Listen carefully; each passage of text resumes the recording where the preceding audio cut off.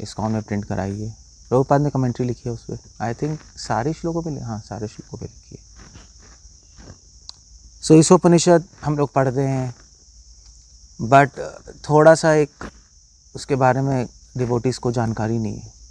For example अगर कोई पूछे ईशोपनिषद कौन से वेद का भाग है, पता ही नहीं किसी को। किसी को पता है? जनरली पता नहीं रहता। सो इसलिए एक इंट्रोडक्शन चाहिए ईशोपनिषद पे। सो वो मैं दे रहा हूँ कि किताब क्या है, कहाँ से आई है, कौन है इसके ऋषि, कौन है इसका छंद। हर उपनिषद का एक छंद होता है, ऋषि होता है, एक मंत्र होता है। तो वो सब क्या चीज़ें वो हम आज पढ़ेंगे, मतलब सुनेंगे। सो ये जो है ईशोपनिषद जो है, एक्चुअली क्या है कि वेदों में 10 उपनिषद होती हैं। 10 मेन उपनिषद मानी जाती है। वैसे तो 108 उपनिषद है। महा उपनिषद एक है, उसमें 108 उपनिषदों की लिस्ट है, और उन 108 में से शुरू की 10 मेन मानी जाती है, एटलीस्ट अकॉर्डिंग टू शंकराचार्य। और वो है श्वेताशतर उपनिषद, सॉरी उसमें सबसे पहले ईशोपनिषद, फिर केना उपनिषद, कथा उपनिषद, प्रश्न उपनिषद, मुंडका, मांडुक्य, ऐत्रेय, तैत्तिरीय, बृहदारण्यक, छांदोग्य। ये मेन 10 मानी जाती हैं। 10 हो गई ना। ईशा, केना, कथा, प्रश्न, मुंडका, फिर मांडुक्य, ऐत्रेय, तैत्तिरीय, बृहदारण्यक, छांदोग्य, हो गए 10। और फिर उसके बाद और बाकी सेकेंडरी मानी जाती हैं। तो पहली जो उपनिषद है लिस्ट में वो कौन सी है? ईशोपनिषद। इसलिए बहुत इंपॉर्टेंट मानी गई, इसलिए श्रील प्रभुपाद ने उस पर कमेंट्री लिखी सबसे पहले। इनफैक्ट इसलिए भी नहीं क्योंकि बलदेव विद्याभूषण जी हैं, उनकी कमेंट्री, बलदेव विद्याभूषण जी ने सारी 10 उपनिषद पे कमेंट्री लिखी है, मगर काफ़ी खो गई है। ईशोपनिषद पे ही अवेलेबल है, तो इसलिए उन्होंने इस पे कमेंट्री लिखी। सो मध्वाचार्य जी ने भी 10 उपनिषदों पे कमेंट्री लिखी है। रामानुजाचार्य ने जी भी रामाचार्य जी ने डायरेक्ट उपनिषदों पे कमेंट्री नहीं लिखी, उनके जो डिसाइपल्स हैं उन्होंने लिखी हैं श्री संप्रदाय में। शंकराचार्य जी ने तो स्वयं लिखी है ही। शंकरा की कमेंट्री है, मध्वा की कमेंट्री है, वल्लभाचार्य जी की कमेंट्री है इस उपनिषदों पे। सो ईशो उपनिषद ही केवल ऐसी उपनिषद है जो वेदों के संहिता पाठ में पाई जाती है। तो वेदों में 4 पाठ है ना, क्या है? ब्राह्मण, संहिता, आरण्यक और उपनिषद। ये एक्चुअली संहिता पाठ में पाई जाती है। तो जो आपका तो कौन से पाठ में पाई जाती है? ये पाई जाती है 40th चैप्टर है वाजस्नेय संहिता का, शुक्ल यजुर्वेद। तो पूछे भी कहाँ है इस उपनिषद पाए, कहाँ किसका पाठ है, तो आप बोलोगे 40th चैप्टर वाजस्नेय संहिता, शुक्ल यजुर्वेद।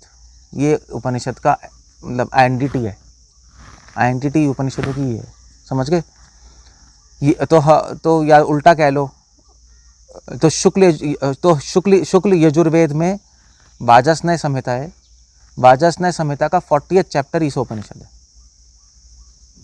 ऐसा कह सकते हो। पता होना चाहिए। ऐसे मान लीजिए कोई पूछे कि गीता कहाँ से आई, तो क्या बोलोगे?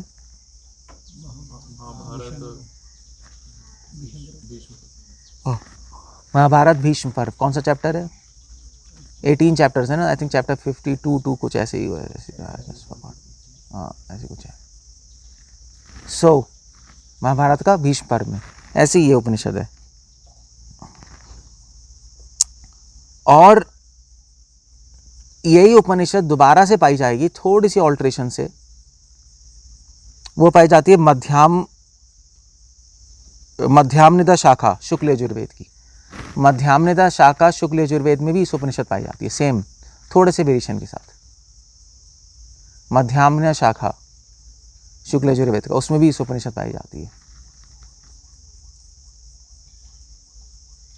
ओके, सो अब ये है क्या, किसने बोली है?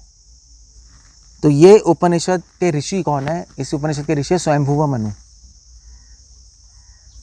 जिन्होंने इस उपनिषद पे ध्यान लगाया, जिन्होंने इस उपनिषद का प्रचार किया, स्वयंभुव मनु। और इस उपनिषद में बहुत सारे छंद हैं। मेन छंद है अनुष्टुप। अनुष्टुप छंद भी है, त्रिष्टुप भी है, जगति भी है, बट मेन अनुष्टुप छंद में है। नहीं, ईशावास्यमिदं सर्वम किंचित जगह जगत तेना त्यक्ते न भुंजनतम आगृता कस्य सुधनम। जिस छंद में गीता चलती है उसी में है ये, है ना। धर्म क्षेत्र कुरुक्षेत्र संवेत उत्सव ईशावास्यमिदं सर्वम किंचित जगताम जगत, सेम मेन अनुष्टुप छंद में। और इसके जो देवता हैं वो कौन है? यज्ञ। भगवान विष्णु के 5 रूप होते हैं। वो है आपका यज्ञ, दूसरा यज्ञ पुमान, तीसरा यज्ञेश, चौथा यज्ञ भावा, 5वां यज्ञ भुक। तो जब भी आप यज्ञ करते हो उसमें विष्णु को देते हैं ना आहुति, तो उसमें विष्णु 5 रूपों में होते हैं। यज्ञ में, किसी यज्ञ में 5 रूपों में विष्णु पाए जाते हैं। यज्ञ के रूप में, यज्ञ पुमान के रूप में, यज्ञेश के रूप में, यज्ञ भाव के रूप में और यज्ञ भुक के रूप में। क्लियर हो गया? तो 5 रूपों में पाए जाते हैं ये। और जो पहला यज्ञ है वो इस उपनिषद का देवता है। तो हर उपनिषद के ऋषि हैं, छंद है और देवता है। तो इस उपनिषद के ऋषि कौन है? स्वयंभुव मनु। देवता हो गए यज्ञ, छंद हो गया अनुष्टुप। मेन ऐसे चलता है।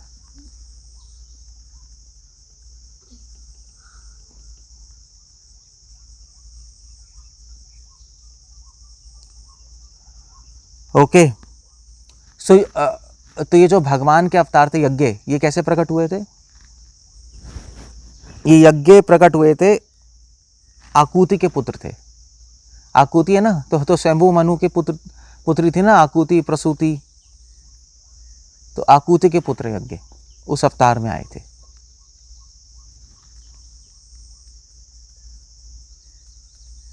क्लियर हो गया? सो इनके देवता यज्ञ हो गए, यज्ञ विष्णु। सो एक्चुअली क्या था, स्वयंभू मनु और उनकी पत्नी कौन है? शत्रुपा। तो दोनों के दोनों नैमिषारण्य चले गए थे तपस्या करने। और तो एक टांग के एक अंगूठे पे खड़े हुए थे और हाथ ऊपर करके तपस्या कर रहे थे। इस उपनिषद बोल रहे थे, इन्हीं मंत्रों पे ध्यान लगा रहे थे। तो वहां पे क्या हुआ, तो वहां पर जब वो ऐसा कर रहे थे तो ये जो यज्ञ अवतार है विष्णु, यही जो उनके जो स्वयंभू मनु की पुत्री के बेटे हैं, ये प्रकट हो गए। क्योंकि आफ्टर आराधना तो विष्णु की कर रहे हैं, तो ये प्रकट हो गए और वहाँ पे रहे वो और उनकी स्तुति स्वीकार कर रहे थे। तो भगवान विष्णु के ये अवतार जो यज्ञ अवतार, तो बहुत, तो क्या हुआ, तो ये तो एक चीज़ हो गई। तो बहुत साल पहले 2 असुर थे, उन्होंने बहुत तपस्या की शिव जी की। तो शिव जी ने आकर उनको वरदान दिया, 2 वरदान दिए। शिव जी ने कहा कि आप वरदान दे, तो उन्होंने कहा कि हम लोग अमर हो जाएं और हम जिसको भी मारना चाहें बस अपना सोचें और मर जाए, वो शक्ति आ जाए ऐसी। तो शिव जी ने कहा ठीक है। तो अमर होने का मतलब कि बहुत लंबी उम्र, मतलब वैसे तो कोई मृत्यु सबकी होगी, बट अमर मतलब बहुत लंबी उम्र हो जाए। ब्रह्मा जी की इक्वल तो उनकी हो गई। तो अब ये लोग पागल हो गए। तो ये लोग नैमिषारण्य में घूम रहे थे, स्वयंभू मनु को देखा तपस्या करते हुए, तो इन पे अटैक किया इन्होंने, ये इसको मार देंगे। जब अटैक किया तो ऑलरेडी वहाँ पे ये विष्णु भगवान के अवतार थे यज्ञ, वहीं थे वो। उन्होंने इन दोनों को मार दिया वहाँ पर। और जब इन दोनों को मारा तो फिर स्वयंभू मनु ने उनकी स्तुति की और स्तुति में ईशोपनिषद बोला उनके लिए। तो इस तरह से ईशोपनिषद प्रकट हुआ है।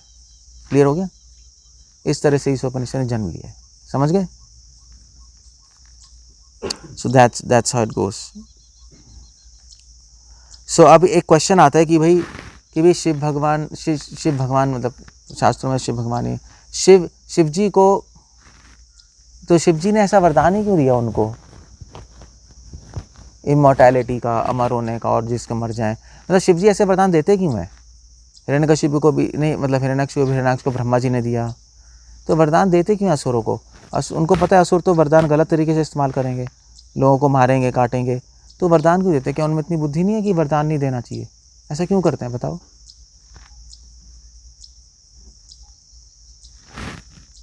क्यों करते हैं? कौन बताएगा?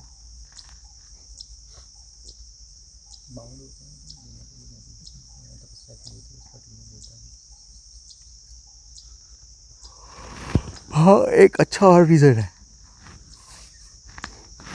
मतलब आप कहोगे भी तपस्या किया शिव जी की तो उनको देना पड़ेगा, ये थोड़ा कहते तो ऐसे ही हैं, मगर अजीब सा नहीं लगता? क्योंकि उनका भी तो दिमाग है कि भाई ये तो संसार का कल्याण करेगा, इनको क्यों दें हम गंदे लोगों को? तो मध्वाचार्य लिख रहे हैं वो इसलिए देते हैं क्योंकि जो उन्होंने मंत्र जप किया होता है, जो मंत्र जप कर रहे होते तपस्या के वक्त, उस मंत्र का आदर रखने के लिए, इसलिए वो देते हैं। वो कोई भी मंत्र जप कर रहे हैं, जैसे ओम नमः शिवाय या कुछ और कर रहे हैं, वेदों का मंत्र, तपस्या कर रहे हैं, तो उस तपस्या और वेद मंत्रों का आदर करने के लिए वो देते हैं वरदान। कि वो अदरवाइज लोग कहेंगे यार ये इस मंत्र ही निष्फल है, बेकार है, तपस्या ही करना बेकार है, लोगों में मैसेज जाएगा ना, तो वो गलत हो जाएगा। क्लियर हो गया? जैसे इसने भी चलाया था ना, तो इसने ब्रह्मस्त्र चलाया था इंद्रजीत ने हनुमान जी पे, तो हनुमान जी बंध गए। क्यों? क्योंकि हनुमान जी ने बंध गए, मगर हनुमान जी में इतनी पावर थी कि तोड़ भी सकते थे। हनुमान ने कहा ठीक है, ब्रह्मा जी का आदर करने के लिए मैं बन जाता हूँ, समझ गए? तो ऐसे ये इसलिए आदर करने के लिए करते हैं ये लोग।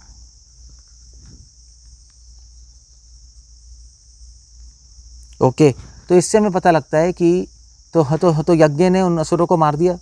इसलिए जो ईशोपनिषद है, कई वैदिक ट्रेडिशन वाले ईशोपनिषद पढ़ते हैं, अगर किसी भूत प्रेत चढ़ जाए, कुछ चढ़ जाए, तो ईशोपनिषद पढ़ना चाहिए, तो वो हट जाता है। ऐसा इस उपनिषद को पढ़ने का फल है। तो भूत प्रेत चढ़ जाए या कभी माइंड खराब हो, उल्टे फुल्टे विचार हैं, तो इस उपनिषद पढ़ना चाहिए, तो उससे सारे जो ईवल स्पिरिट्स हैं वो ख़त्म हो जाती हैं। क्लियर हो गया? ये इस उपनिषद का बेनिफिट है पढ़ने का।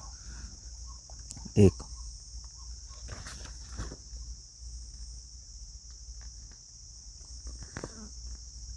ओके,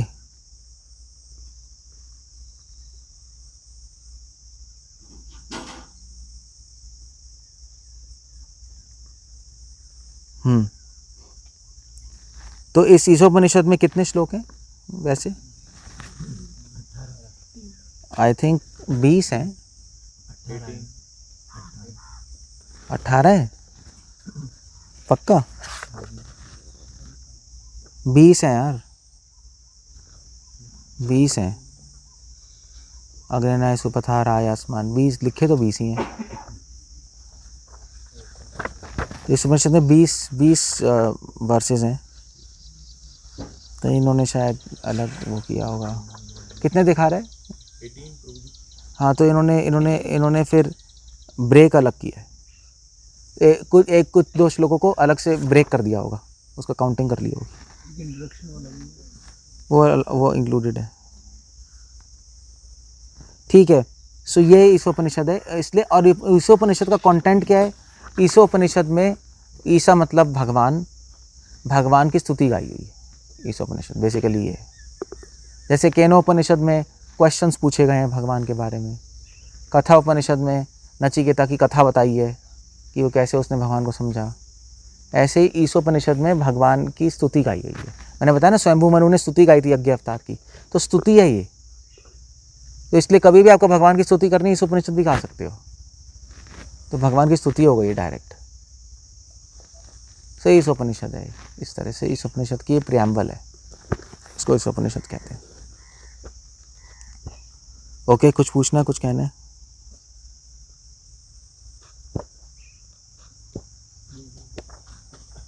मंत्रों का आदर करने के लिए देवी का लोग वरदान दे देते हैं। जैसे भगवान ब्रह्मा जी ने भी वरदान दे दिया उसको, शंभू को, भगवान राम के उसमें, तो सब हो ही नहीं चाहिए। तो ये ऐसे अजीब से नहीं, मतलब आदर करने के लिए, मंत्रों का आदर करने के लिए वरदान तो दे रहे हैं डेमिगॉड्स, बट साथ ही साथ भगवान को भी तो परेशानी में डाल दिया, भगवान को अवतार देना पड़ रहा है, हेडेक हो रही है, और फिर भगवान ही उल्टा डांट रहे हैं कि तुम क्यों दे रहे हो भाई, तुम्हारा दिमाग नहीं है। भगवान ने तो डांटा, but at the same time बहुत मुश्किल है, क्योंकि वेदों को आप कॉन्ट्रडिक्ट नहीं कर सकते। वेदों की रक्षा किसी भी तरीके से विष्णु और देवता करते हैं, तभी तो इंद्र के ऐसे ऐसे काम होते हैं, क्योंकि इंद्र वेदों की रक्षा कर रहे होते हैं। तो पृथु महाराज के यज्ञ को भंग करने आ गए, तो कहोगे क्यों कर रहे हैं, वो क्रैक तो है नहीं, स्क्रू तो हिला नहीं है, तो वो इसलिए कर रहे हैं क्योंकि वेदों में इंद्र को ही सहस्त्र क्या है, हाँ सहस्त्र क्रतु बोला है इंद्र को। अगर पृथु महाराज 100 यज्ञ कर लेंगे तो वेद गलत हो गए ना। तो वेदों को सही रखने के लिए, रक्षा करने के लिए सब सारी चीज़ें की आती है। जैसे सिंपल है, जैसे कंट्री का लॉ है, कंट्री के लॉ को प्रोटेक्ट करने के लिए सब करने। अभी कोई लॉ तोड़ देगा तो प्राइम मिनिस्टर भी तोड़ेगा, तब भी उस पर एक्शन तो हो ही जाएगा कि आपने क्यों तोड़ा। ऑफ कोर्स वो बच सकता है क्योंकि वो प्राइम मिनिस्टर है, बट एक्शन हो जाएगा भी, आपने क्यों रेड लाइट क्रॉस की। लेकिन पृथु महाराज को नहीं पता कि ये सहस्त्र क्रतु है, मुझे ऐसे बनने का प्रयास नहीं करना चाहिए, ऑल्दो ही वाज नहीं पता होगा, वो तो भगवान के अवतार हैं। तो पता होगा, जानबूझ के कर रहे होंगे दिखाने के लिए क्या कि वेदों की रक्षा करने के लिए सारे देवता काम करते हैं इंटरनली। तो फिर भगवान की, मगर ऐसा मेंशन नहीं है, पृथु महाराज को नहीं पता था ये। शक्ति भी अवतार है वो, लेकिन हमें पता है तो उनको वैसे नहीं पता। नहीं, वो पता नहीं होगा शायद, मुझे नहीं पता, वो देखना पड़ेगा इंटरनल क्या चल रहा है। मगर पॉइंट क्या, पृथु महाराज का पॉइंट क्यों है? पॉइंट ये है कि मंत्रों की रिस्पेक्ट कर रहे हैं और भगवान को परेशानी में डाल रहे हैं। भगवान को परेशानी में नहीं डाल रहे, भगवान भी दिखाना चाहते हैं कि वेद की रक्षा के लिए ही सब कुछ होता है। वेद की रक्षा के लिए कितनी परेशानी आ जाए झेलने को तैयार है, ये दिखा रहे हैं, बल्कि उल्टा दिखा रहे हैं। वेद तो भगवान के श्वास है, फिर भी नहीं, वेद की रिस्पेक्ट करना और भगवान को, वेद की रक्षा भगवान खुद भी करते हैं। लॉ की रक्षा सब करेंगे, लॉ की रक्षा तो प्राइम मिनिस्टर भी करता है, किंग भी करेगा जिसने लॉ बनाए हैं। अब किंग तोड़ देगा लॉ, फिर तो प्रजा ही तोड़ देगी। वेदाचार्य श्रेष्ठस, वेद ही मेन है। वेद जहाँ कॉन्ट्रडिक्ट हो रहे हैं वो नहीं होने देंगे देवी देवता, क्योंकि धर्म की रक्षा से धर्म स्ट्रांग होता है। सो वेदों की सेवा कर रहे हैं एक तरह से। लेकिन असुरों का तो मोटिव ही गलत होता है वेदों का मंत्र जप करने का, तो फिर वेद उनको अपना फल कैसे दे रहे हैं? मतलब उनको वरदान जो मिल रहा है या डेमिगॉड जो वरदान दे रहे हैं, उनका तो लक्ष्य ही गलत है ना, वेदों का आश्रय लेने का चेष्टा ही गलत है। तो फिर डेमिगॉड्स को नहीं पता इसकी चेष्टा गलत है, या वेदों में गंदे लोगों को जप करना अलाउ ही क्यों किया हुआ है? वो उसका मिसयूज़ करेंगे, वेदों को भी तो पता है, वेद मतलब भगवान ही बनाया। हाँ, तो वो चोरी करके ले लेते हैं अच्छा, मंत्र उनको दिया नहीं जाता, वो चोरी कर लेते हैं। जैसे हम भी कहते हैं कि संप्रदाय विहीना ये मंत्र निष्फला मता, बिना संप्रदाय के अगर आप भक्ति करोगे, गीता व्रत की बुक पढ़ के, तो कुछ होने वाला नहीं है भक्ति। हाँ, तो वैसे ही उनके ऊपर भी रूल लागू होता है ना, बिना किसी गुरु परंपरा के आए वेदों का आश्रय लोगे तो वेद काम नहीं करने चाहिए। पता नहीं, वो शायद भेष बदल के ब्राह्मण के अंदर सीख लेते होंगे, वो भी तो चालाक हैं। चेष्टा तो भगवान देखते हैं। अब कितने सारे लोग होते हैं जो गलत इंटेंशन से आते हैं, सीखते हैं, फिर आके PhD करते हैं, लिखते हैं, ऐसे भी है। लेकिन चेष्टा भगवान तो देख रहे हैं ना, अगर डेमिगॉड्स नहीं देख रहे तो कैसे? फ़ायदा है प्रभु, असुर लोग तपस्या करते हैं, वेद मंत्र जप करते हैं और उसका उनको फल मिलता है, उससे फ़ायदा है। वेदों की पावर पता लगती है, वेद मंत्रों में पावर है, इससे पता लगता है, इरिस्पेक्टिव ऑफ व्यक्ति। क्योंकि अगर से देवी देवता ब्राह्मण लोग वेद मंत्र जप करेंगे फिर फल आएगा, तो कहेंगे वेदों में पावर है, मगर इस बंदे में भी है। मैं कहा असुर भी कर लेगा तो कहेंगे अबे इसको भी फल आ रहा है, इसका मतलब वेदों में बहुत बड़ी पावर है।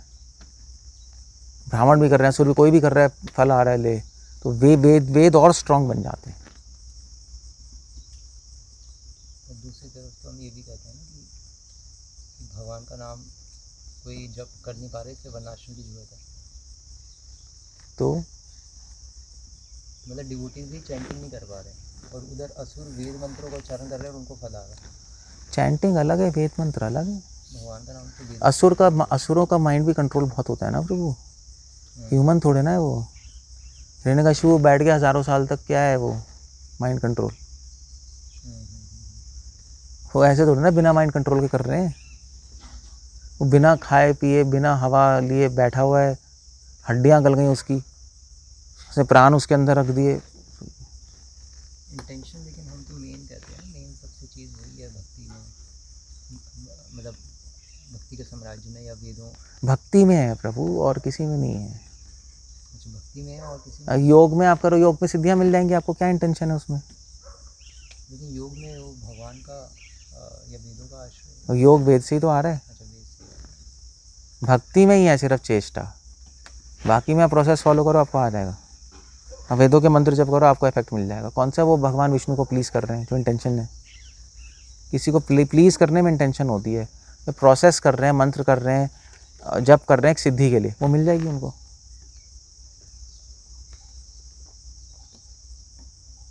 इतने सारे वेदों के मंत्र से तो वो जादू बादू करते रहते हैं, कहाँ से ला रहे हैं नॉलेज? वेदों से आती है, वो यूज़ करते हैं फिर ब्लैक मैजिक करने के लिए, कुछ करने के लिए, सब असुर लोग। अगर कोई भगवान का नाम लेता है हर रोज़ और उसकी चेष्टा है कुछ भौतिक फल की कामना, अगर उसकी वो है तो भक्ति के प्रोसेस से बाहर हो गया, तो तब भी उसकी कामना पूरी हो जानी चाहिए, उसकी सारी चीज़ें पूरी हो जानी चाहिए। क्या होती है? कौन सी इच्छाएं पूरी होती हैं अगर कोई डिवोटी नहीं है और भगवान का चैंटिंग हर रोज़ करता रहे? हाँ, नामाभास हो जाएगा, ना वो तो होती है।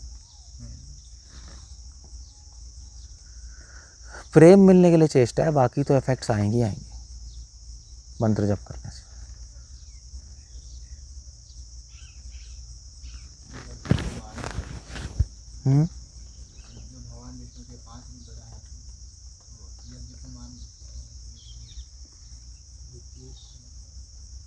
क्या हो गया? 5 रूप है बस यज्ञ में, यज्ञ, यज्ञोपमान, यज्ञईश, यज्ञ भावना, यज्ञ भुक, बस। डिटेल नहीं पता मुझे ज़्यादा, अब डिटेल्स तो किसी पता हो तो पूछ सकते हैं।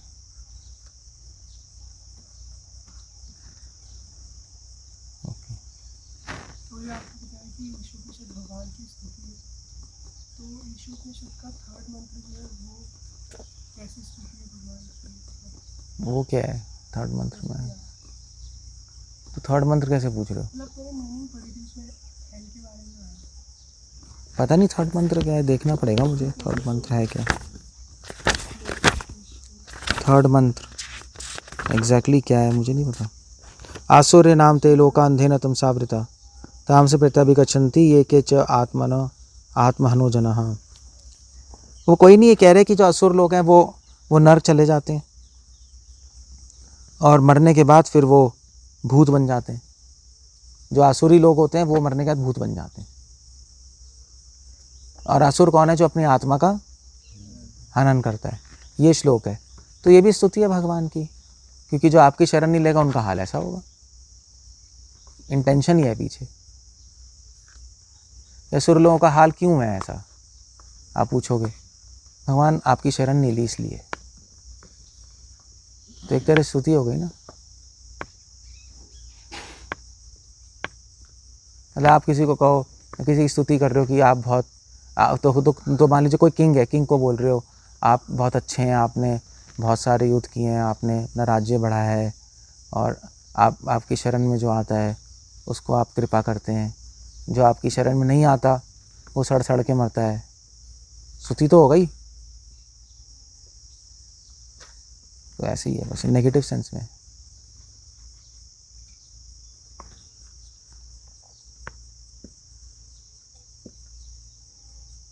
ओके, सो विल एंड हो गया। ठीक है, हरे कृष्णा। श्रील प्रभुपाद की